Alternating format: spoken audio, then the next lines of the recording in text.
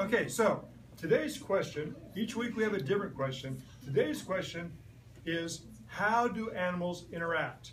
And we're talking about ecosystems. And I know last week we talked about what are the parts of an ecosystem.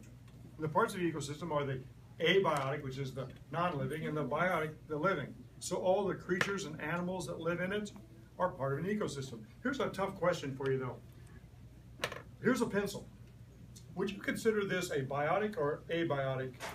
Abiotic. You would say abiotic? Really? This pencil? No, biotic. You say biotic? Oh, we have controversy already. Well, certain parts of the pencil are abiotic. The eraser, the metal, the graphite. Never living, never was living. The paint, abiotic. But what about the pencil wood? What was it? It was a tree. It was a tree.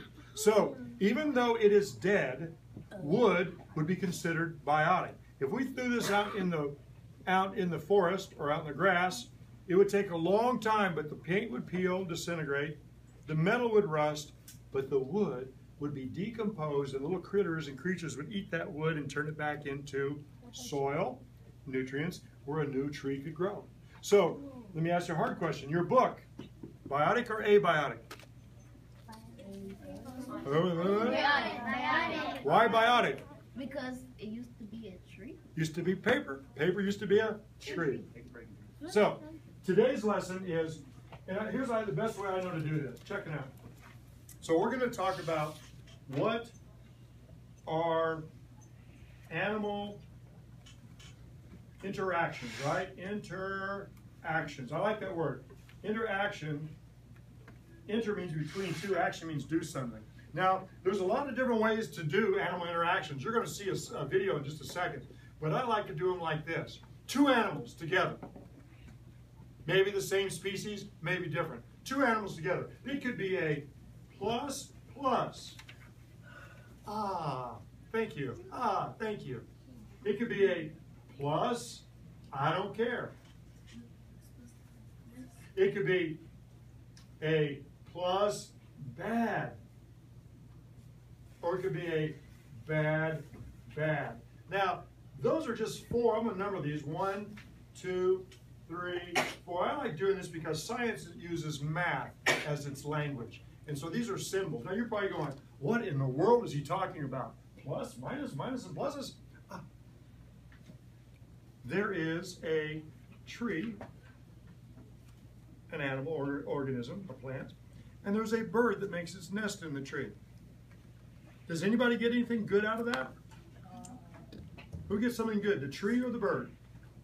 The bird. The bird gets a place to live, right? Yeah. Does the tree care?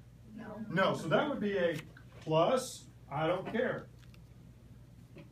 Tree doesn't care. Get it? Oh, yeah, okay.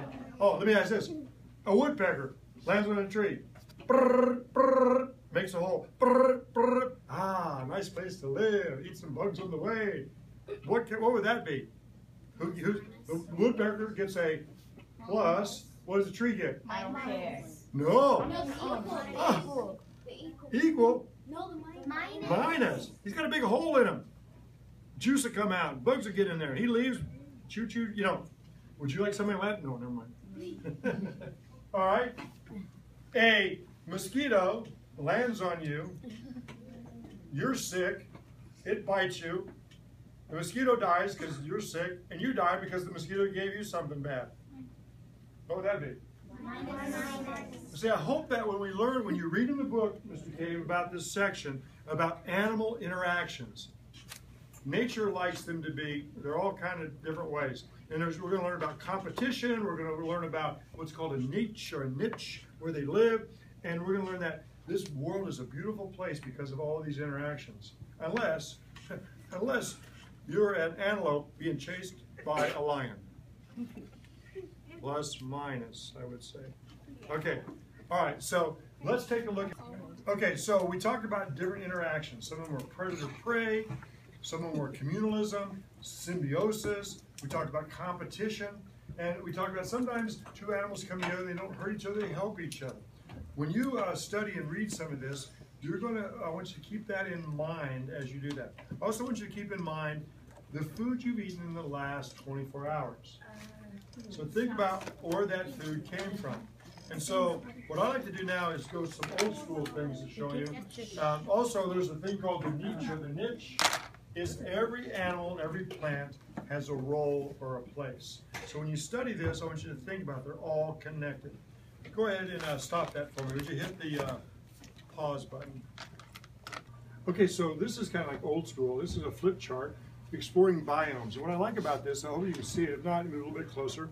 See, in the world, these biomes, there's two things, abiotic things to talk about. Hot and cold, right?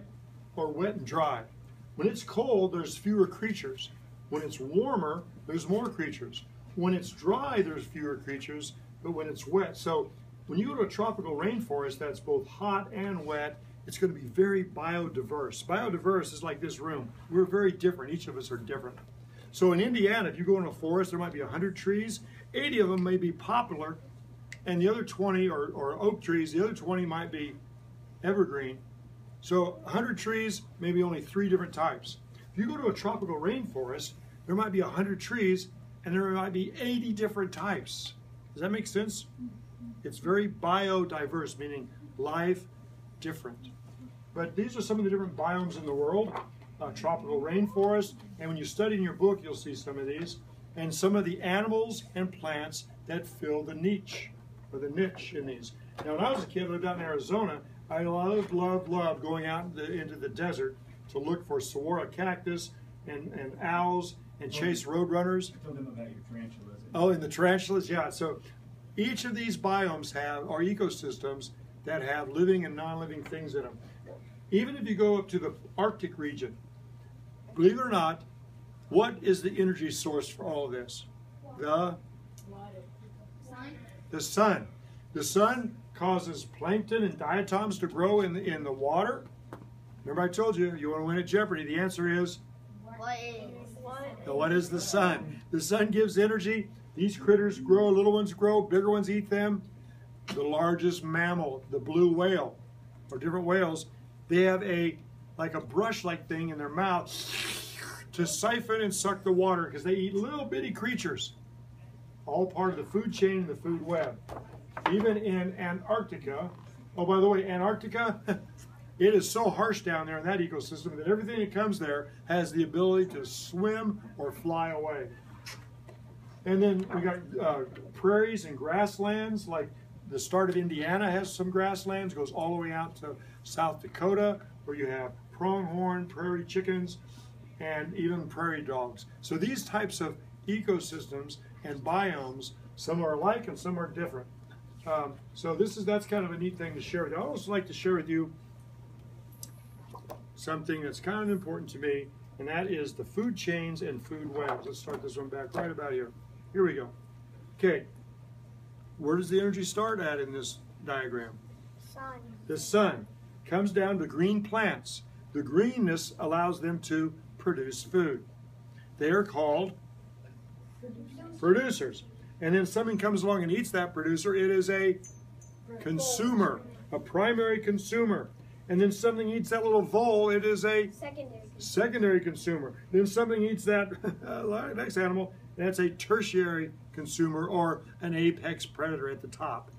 But the part that most kids forget about is that when all these things die, their nutrients are decomposed back here in the soil, allows more green plants to grow, and the cycle continues. You cannot create nor destroy energy. You can only transfer it from the sun through all these living creatures. And so when you look back at another ecosystem, there's another way to look at it, and that is how the energy is moving. What eats what?